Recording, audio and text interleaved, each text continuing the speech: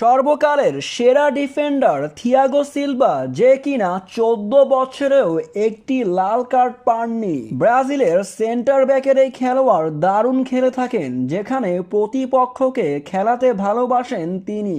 Foul ছাড়াই ম্যাচে পরিবর্তন আনতে পারেন থিয়াগো সিলভা। ব্রাজিলের ডিফেন্ডারদের ভরসার আরেক নাম থিয়াগো সিলভা, যে কিনা লম্বা সময় ধরে খেলে আসছেন সেলেসাওদের হয়ে, যেখানে দীর্ঘ আন্তর্জাতিক ক্যারিয়ারে কখনো দেখেননি লাল কার্ড।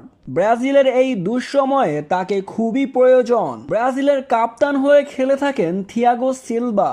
সেন্টার ব্যাকের এই খেলোয়াড় কিভাবে ফাউল ছাড়াও বল আটকানো যায় সেটা দেখিয়েছেন পুরো বিশ্বকে। রক্ষণ ভাগের পাশাপাশি 7টি আন্তর্জাতিক গোল করেছেন থিয়াগো সিলভা। থিয়াগো সিলভা জিতেছেন অলিম্পিক, যেখানে তার অধীনে ফেডারেশন কাপ এবং কোপা আমেরিকা জিতেছে ব্রাজিল দল। তবে দীর্ঘদিন পরে সর্বকালের সেরা ডিফেন্ডার মাঠে ফিরছেন। আসন্ন 2026 সালের কোয়ালিফাই ম্যাচে তাকে দেখা যাবে ব্রাজিলের একাদশে, যেখানে ব্রাজিল দল খেলবে দুটি ম্যাচে জয় নিয়ে ব্রাজিল দল কোয়ালিফাই নিশ্চিত করতে পারবে। তাই তো এই গুরুত্বপূর্ণ ম্যাচের জন্য থিয়াগো সিলভাকে অবশ্যই প্রয়োজন হবে সেলেসাওদের।